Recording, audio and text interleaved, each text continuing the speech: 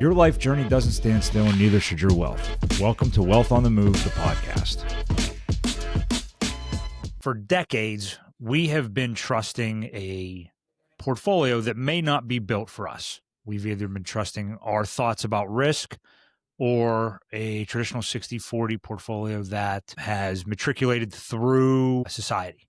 And our guest today on the Wealth on the Move podcast is going to give us a little bit better perspective as to how we should be investing, how folks look at investments, and maybe what we should be doing that is based on our behaviors, not necessarily based on how we view the market or risk.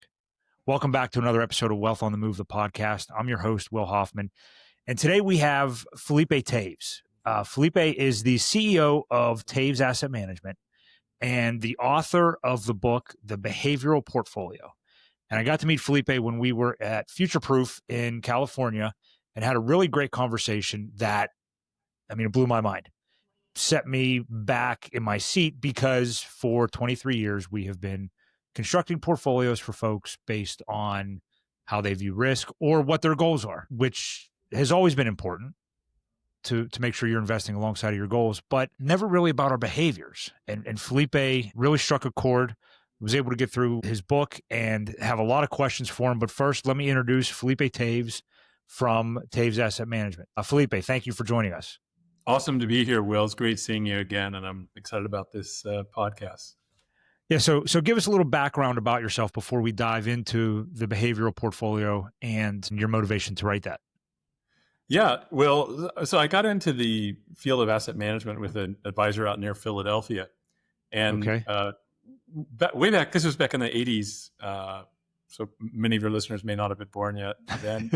But we I was just born then, 78. Oh, well, we had this simple question is like, what if we go through a severe this investment advisor, what if we go through a severe multi-year bear market? What would it do to our retired investors? And we concluded that it would be devastating for them and us. So we created a version of a strategy that was designed to allow access to financial markets, but reduce risk. And that was the start of it all we launched that back in beginning of 1990.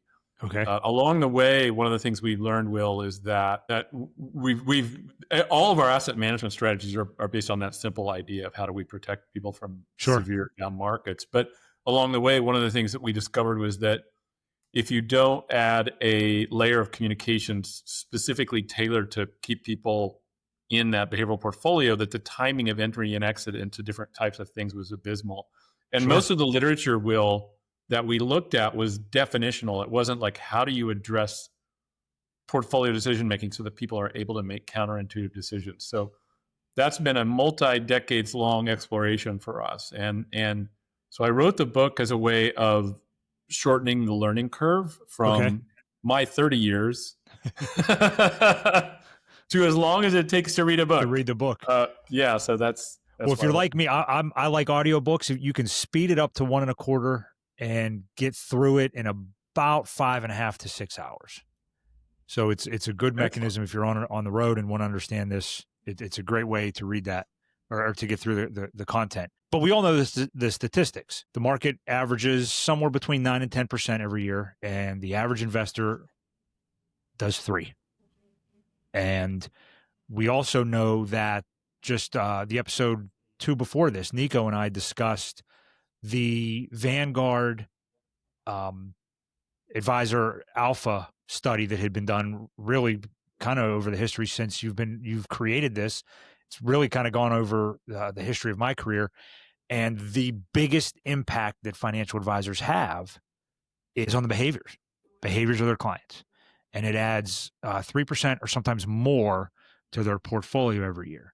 So behaviors we know are our Achilles heel when it comes to investing. Is it a fair assessment that the way you structured this portfolio or this book was to address those types of things? Exactly. Okay. And even if you'd allow me to add to that, Will. Yeah, please.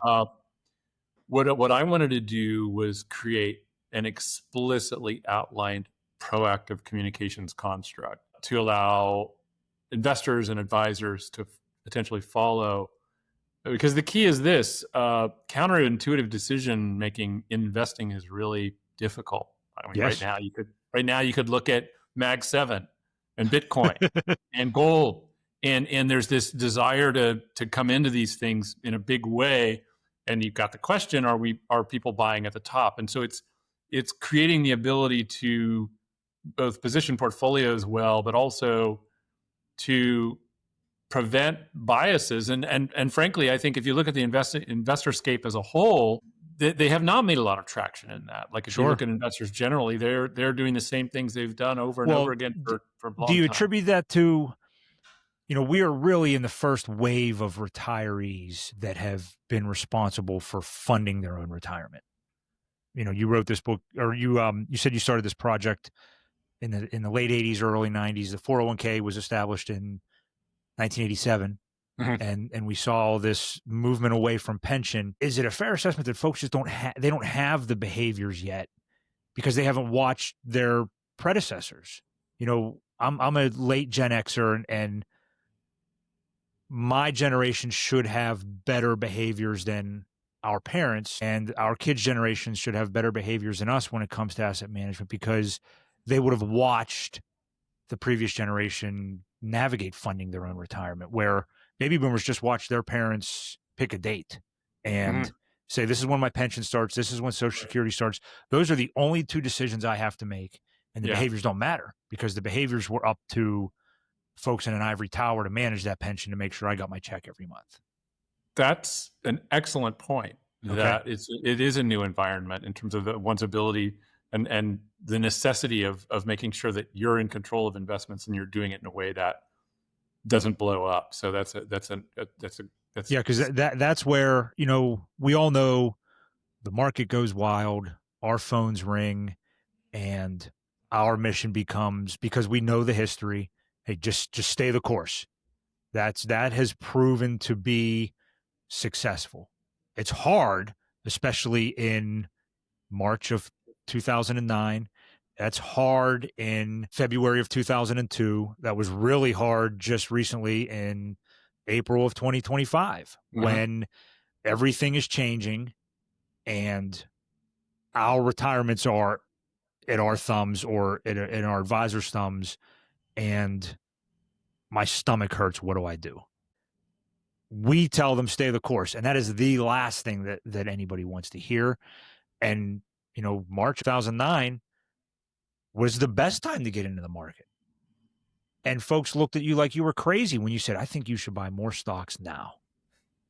And they look at you like, no way, I'm not buying stocks now. We just closed how many banks and just watched the world come to the brink of financial failure, and you want me to invest now?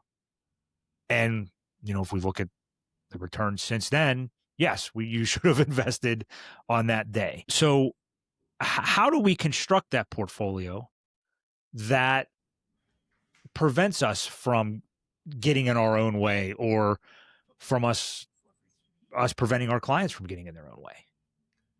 That is where it gets very interesting, in my opinion. And that is where I think that for those that read the book, and you talk about this in the advice that you give, Will, there are some things about investing, about the markets, that I think most investors, and I think you're highlighting younger, the millennials and younger generation, they've never seen a multi-year bear market. But not yet, no. It's fascinating that if you look at just the last even 30 or 40 years, even within that, the significance of stock market declines is not nearly as bad as it has been historically.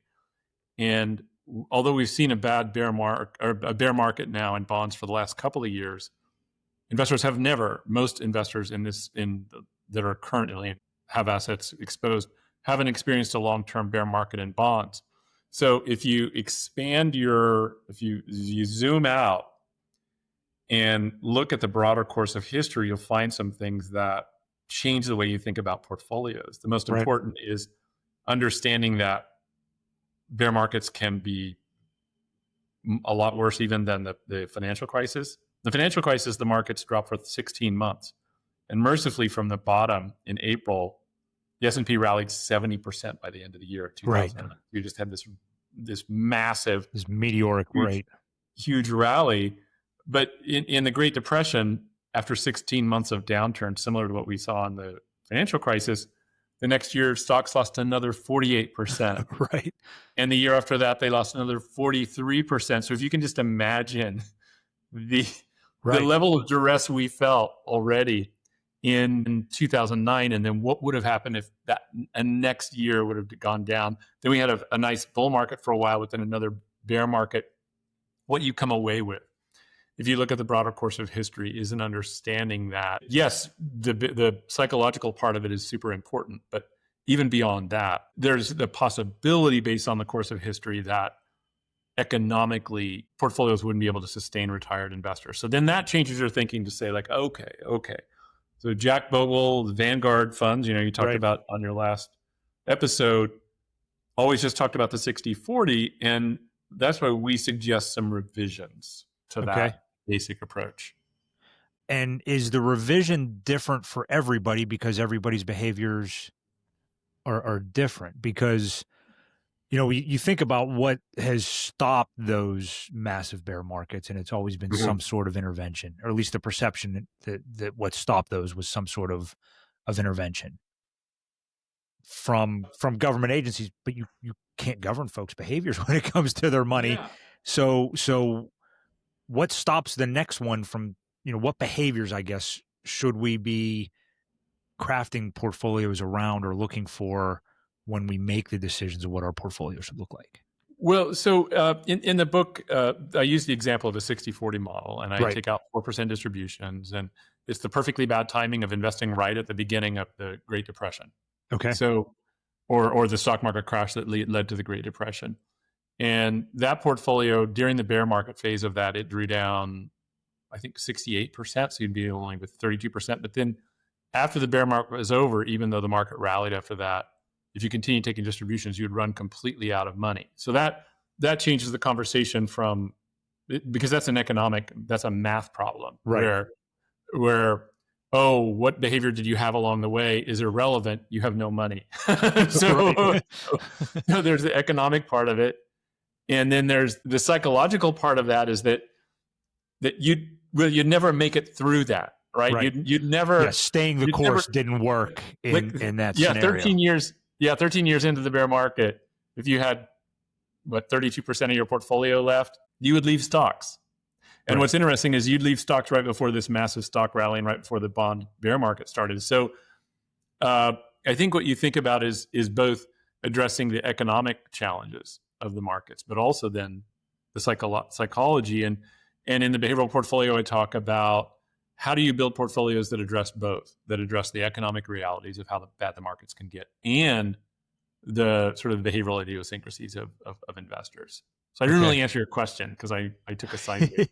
Well, because, with the behaviors that would have mattered was getting conservative at a contrarian time. Right. Well, what's interesting, aggressive at a contrarian time. And those are the behaviors that, good luck, right? Good luck communicating that from our perspective, good luck following that from an investor's perspective. And so what's interesting during the Great Depression, and I don't know if you wanted to go down this path, but how the what everyone says is that for God's sake, don't sell at the bottom. But during the Great Depression, if the stock market after that first crash in 1929, if you just would have gotten out of stocks and gone into bonds, that would have been the best thing you could do. Sure. Like that would have allowed you to succeed. Yeah. So it's interesting that you need to build, and that's I think where and you have a similar mindset, but that's where we start talking about how do you build a portfolio and think about the product itself in addition to coaching and what changes do you make in that portfolio. So, and if I'm remembering back to your book, you can't diversify away the behaviors. Am I right with that assessment? Diversification doesn't necessarily help in this instance. Yeah. So, and one of the I don't know if it's a chapter or a section in the book that says diversification is a mirage. With the 60-40 portfolio, you've got bonds that are issued by companies. right? And stocks that are issued by, in many cases, those same companies. So now there are government treasuries, and that's a more complicated conversation, that are part of a lot of bond portfolios. But in terms of the corporate entities that support these events, so what happened during the financial crisis is bonds did relatively well, but the reason they did is that didn't last so long that companies started going under. But the longer it lasts, then you start to have companies unable to pay their bond interest. They default on their bonds in addition to going bankrupt on their stock. So the analogy I like to use is that if you're throwing off lifesavers from different parts of a boat and the boat sinks, then how well have you protected that? So one needs to introduce new types of diversification. And by that you mean alternatives or commodities, or really anything that is not attached to the balance sheet of a publicly traded company. So what we like to recommend is explicitly, two changes to portfolios. The one thing that I think investors sometimes get wrong, Will, when they are trying to address significant down markets, is that they decide, okay, well, let's just leave the markets. And I think that's a potential problem. And so what one needs to do is be allocated to above inflation types investments. The best one of those is stocks. And we think also bonds. But in order to address those significant down markets, what we recommend is an allocation to a significant amount of your stocks. And this is regardless of kind of where you are on the sort of risk-taking spectrum. If you're in retirement or nearing retirement, half your stocks in what we call hedged equities, where you can be in stocks, but those then are to a limited degree protected against down markets. Okay. And your bond portfolios be adaptive, so you can shift around and try to get out of the way of markets like 2022, where because interest rates are rising, bonds would move lower. So by doing that, then you address either the potential for significant inflation events or significant downturns in the stock market. And then during that worst down market, you can say, the investors looking at that saying, oh, I'm glad I had this. This is explicitly built for this kind of a market. Now, that said, I want to make sure that I make the lawyers happy here. Make sure that when you are having these conversations and you're hearing this, you are having a conversation with your financial advisor about your portfolio and making sure that your allocation fits what your goals are and what your risk profile is, because we're all different. We all have different goals, but we want to make sure that we are fitting this idea into how that translates into us accomplishing what our financial goals are. Thank you for tuning into this episode of Wealth on the Move, the podcast, brought to you by Hoffman Wealth Management. Here at Hoffman Wealth Management, we focus on working with busy families and active retirees, helping them navigate the complicated scenarios of their wealth while building the life that they desire. And we believe that every financial journey deserves direction. That is exactly what our proprietary process, the HWM navigation formula, provides. Just like a GPS, our navigation formula begins with two key questions. Where are you now? What does your financial picture currently look like? And where do you want to go? What goals and dreams do you have? From there, we help you navigate every financial turn en route to your desired destination with clarity and confidence. It's more than a plan, it's a personalized path forward. If you want to learn more on how the navigation formula can work for you, reach out through the contact options in the show notes below. We would love to help you chart your next move. Now, back to this episode of Wealth on the Move, the podcast.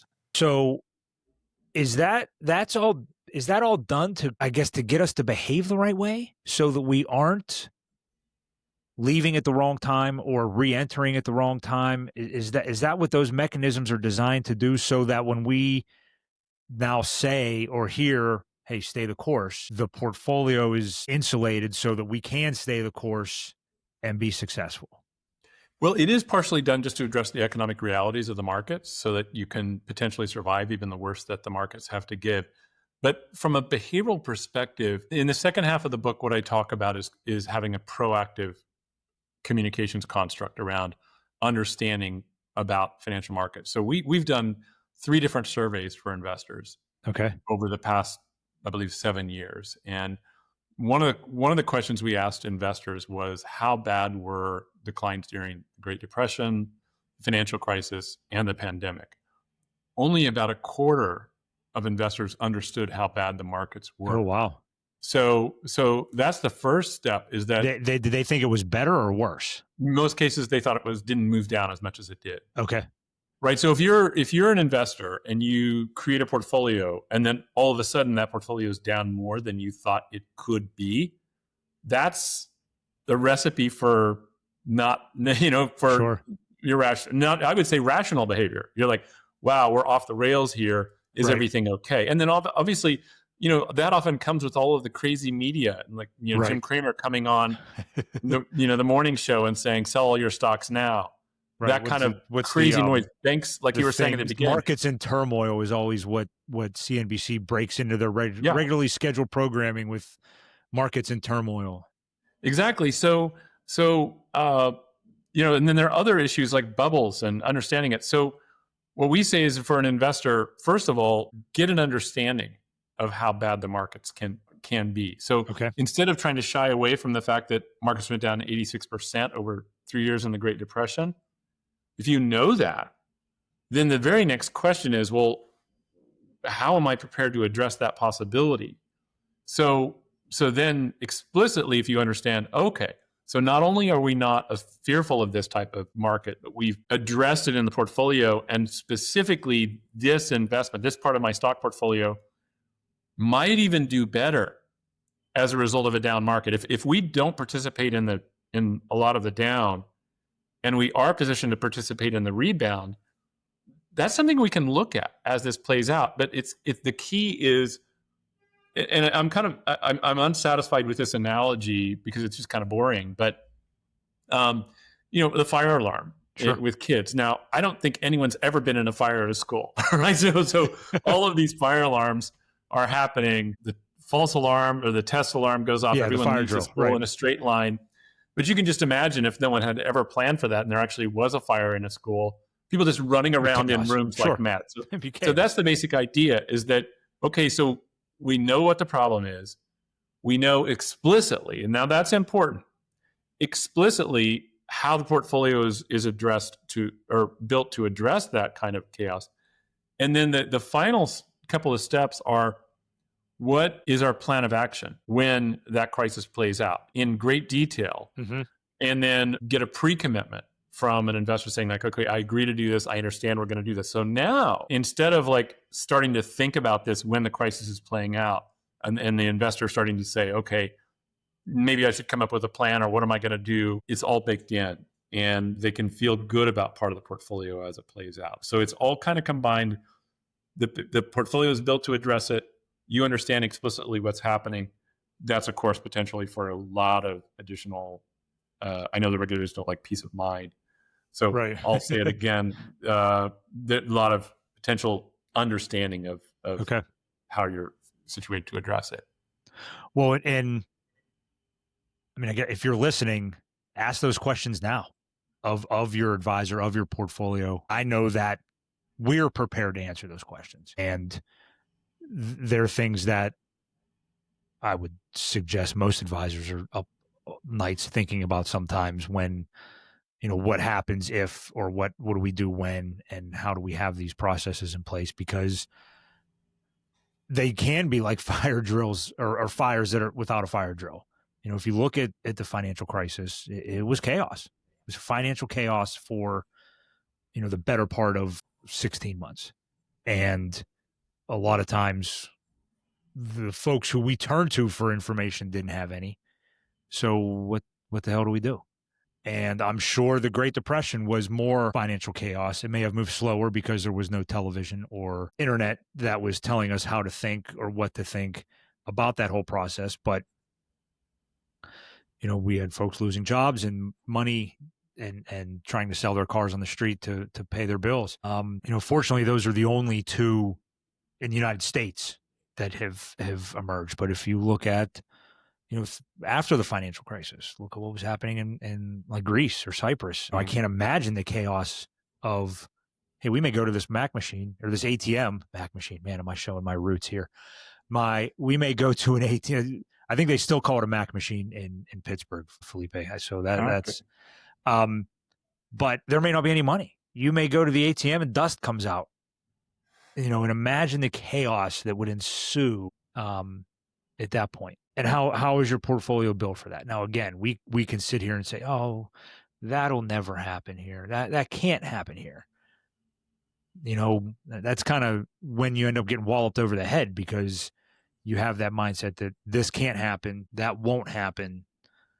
Oh shoot, I'm not prepared, and now it's chaos and I can't survive in it. Can I address the can't happen just a little bit? Yeah, please. Interesting tidbits. So one of the things that even people in the industry will say about it can't happen again is they point to the fact that we've got now regulated banks Mm-hmm. and an FDIC insurance. And we saw recently when there were some regional bank problems in the last 5 years, they stepped in and saved all those banks and created backstops for people who had deposits, right? So they protected all those assets. So you can look back to the Great Depression and say, well, over 10,000 banks failed, and that money just disappeared. Vaporized, it was gone. Right. There was no FDIC, and so people look at that and say, now we have that, and we have now an active Fed that helps manage these types of things. We're very innovative, Will, and so as a species, what we've been able to do is innovate our way into new types of similar problems. So if you look at the financial crisis, what happened is financial firms created instruments based on derivatives, right, that created AAA mortgage securities that had basically were worthless, and then it grew into like many hundreds of billions of dollars, and money disappeared in the same way.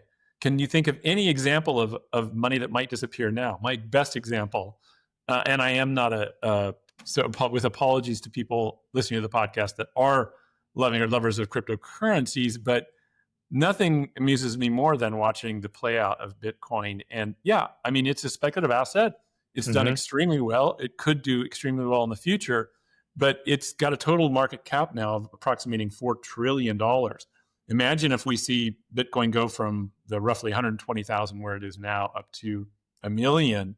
You could create a scenario where we'd have 10, 20, 30, $50 trillion in total valuation of something like a worthless asset, and that could disappear. And so right. we tend to innovate ways for money disappearing. Hank Paulson, who was part of the administration during the financial crisis, wrote a book called On the Brink.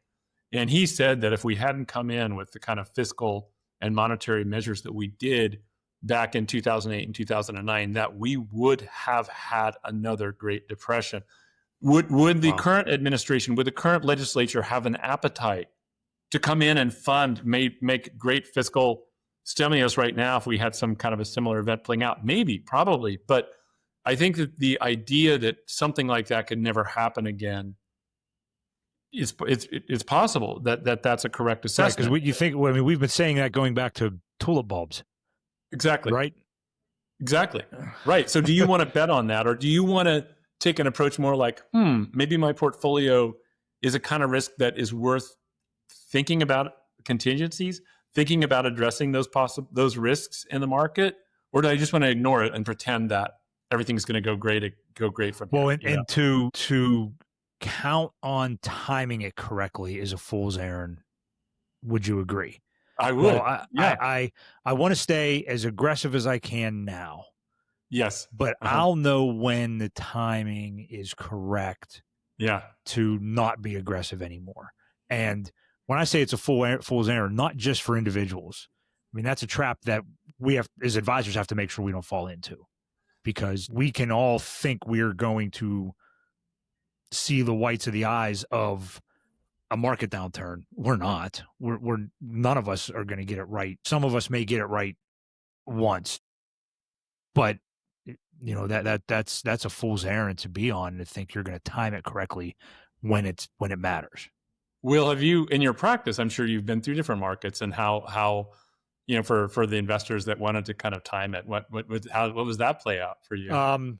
That's a tough conversation, because, I don't know if you've ever tried to change the mind of somebody who is trying to time the market with the next great invention or the next, but that's a tough conversation. Yeah. Because in addition to wanting them to be more disciplined, and to be more realistic, we also run the risk of being incorrect.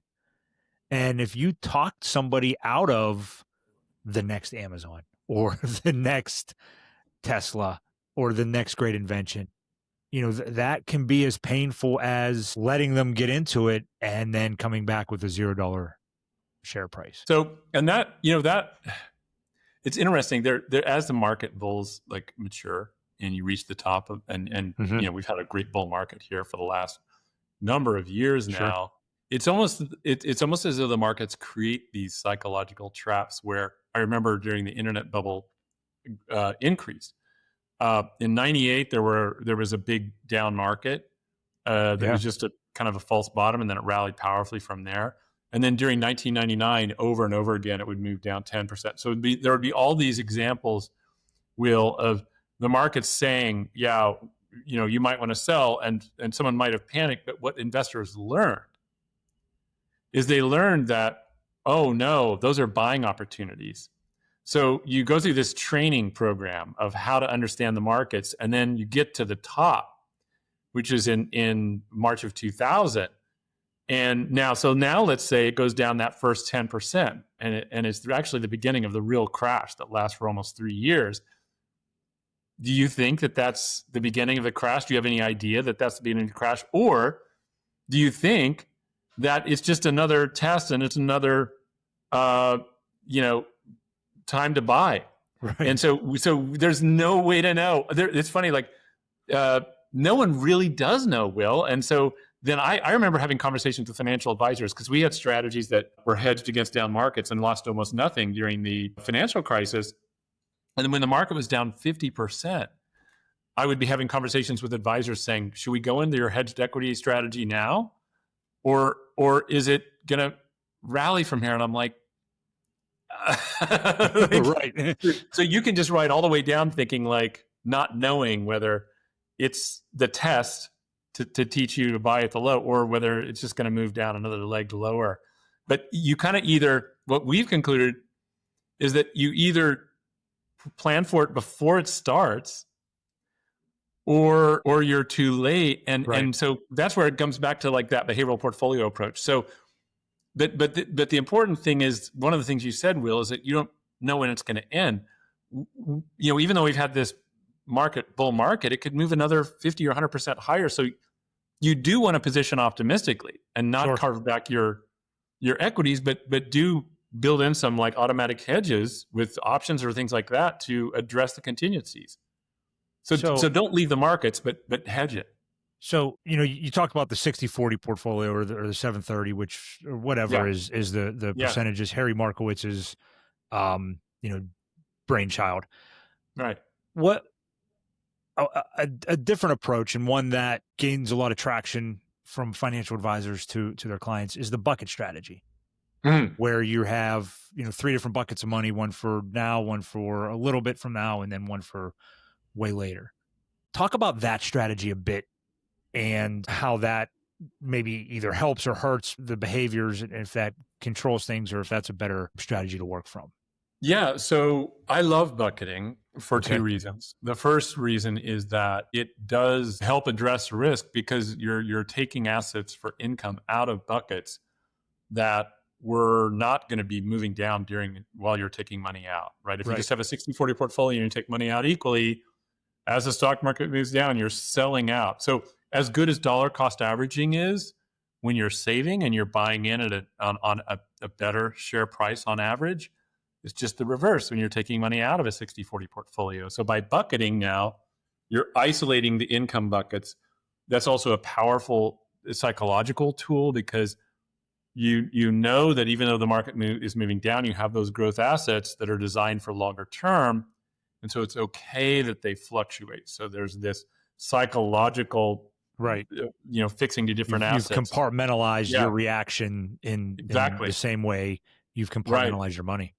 Where the behavioral portfolio approach can complement bucketing is that you can create some different buckets. So as an example, on a hedged equity fund or strategy bucket, that may lose less and recover quicker. So if you need to go back into a growth bucket earlier because there's a very, very long downturn market, you can potentially tap that hedged equity bucket sooner. And then adaptive fixed income is also a way to create another type of a way to approach fixed income in case you need to tap into that, because that is designed also to try to uh, lower losses during a declining market. So you've got two additional buckets in this behavioral approach, in addition to the great strategy of bucketing. Okay. When you look ahead, we've had a couple of behavioral finance. I know experts the wrong word. Subject matter authorities. I know we're not allowed to use the phrase expert in our business. We had Dr. Crosby on, who's written a lot of books about behavioral finance. Of course.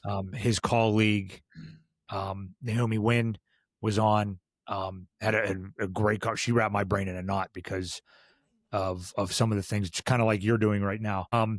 Are we just on the beginning frontier of this behavioral finance discipline and analyzing how these behaviors impact our money? Because, being in business 23 years, for 20 of those 23 years, we were not talking about that. We weren't, we knew that you stay the course. We knew that you budget and save smartly.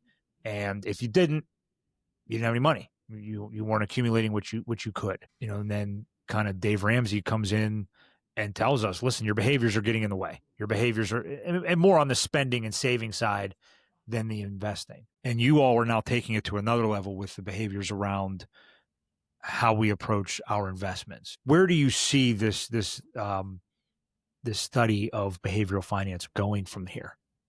Well, as far as I'm going to put it into a couple of different groups of behavioral finance. Now, first of all, Daniel Crosby and I, they're brilliant, and we have frequent interactions with them. Yeah. They're amazing. And so you've got this broad field of behavioral finance, and part of it addresses things like Daniel Crosby or Morgan Housel's thinking around, what are you really trying to get from money? How do you understand money? And there's ongoing great developments there. Our niche is specifically around decision-making for portfolios. Yeah. So that's only a subsection of that. And my view is that if you can tackle a couple of important things in terms of your proactive approach to addressing what we think are the 6 biggest behavioral challenges, that is going to be potentially largely effective at, okay, how do we make decisions around portfolios? But then as to how do you accomplish that? How do you do some of these broader objectives of greater satisfaction from your money, but by how you think of it and understand it?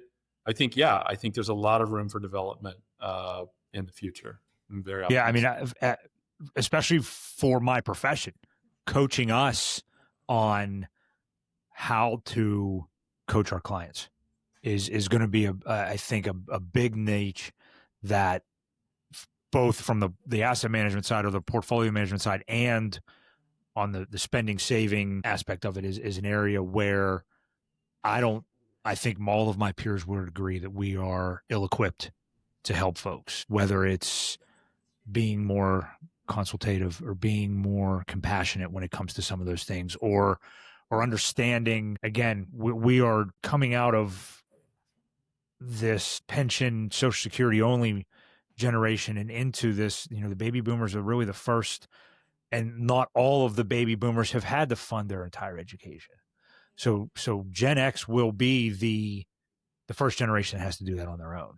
And, fortunately, they would have watched their parents. Gen X didn't watch their parents do this. So the behaviors are unlearned, and getting our industry coached on that, I see as a giant need that firms should be looking to. I know that's something that we look to on how we talk to our clients about these things, because it is important. We do know that behaviors are a big impact, but it goes into our portfolios now, not just spending or distributions or something, but how we look at our money as it's invested, staying invested, transitioning investments when it is when it's prudent. Last thoughts for investors that are reading your book.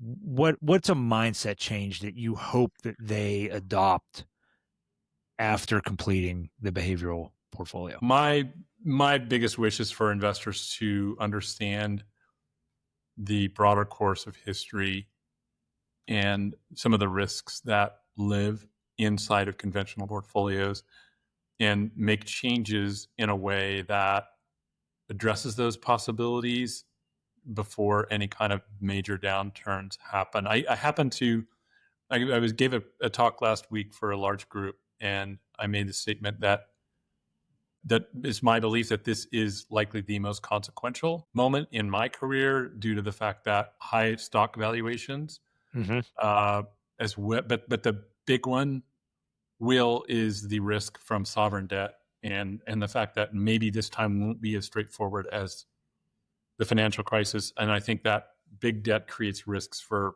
bonds long term as well as stocks. So I feel like that would be my main wish, is that someone says, okay, yeah, I now understand some of the risks going forward. Let me go ahead and shift some of these things now. Let's address those risks. Yeah. And then do that not after the crisis is playing out, or as we were talking earlier, or after it has played out, but before it, so that you can be prepared. If our listeners want to follow you, what's the best way to follow your content and what you're doing other than just on LinkedIn.com you can find me. I go by Philip is my given name as a Kansan, and then but I like to go by Felipe, because why wouldn't you? Sure. Phil Felipe Toews on LinkedIn, or I also have a book website, the behavioralportfolio.com. Okay. Or download the book from Amazon. Yes, Amazon. It's available on Audible. That's where I listen to it, and I kind of like to listen and follow along, so I can take notes, and especially there's a lot of charts and graphs that yes. Are helpful in the book. So make sure you check it out. As always, follow us on HoffmanWealth.com is our website. Very active on LinkedIn under Will Hoffman. So please look me up. Please reach out if there's any questions, or if there's any topics you'd like us to see us discuss here on Wealth on the Move. Please let us know. But until next time, thank you, Felipe Toews, for joining us, and make sure to remember to keep your wealth moving.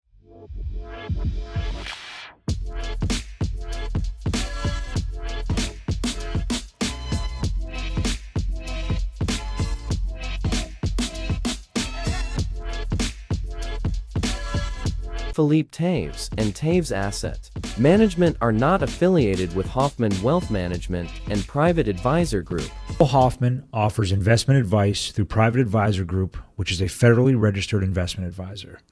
The opinions voiced in this podcast are for general information only and are not intended to provide specific advice or recommendations for any individual. To determine which strategies or investments may be suitable for you, consult with the appropriate qualified professional prior to making a decision.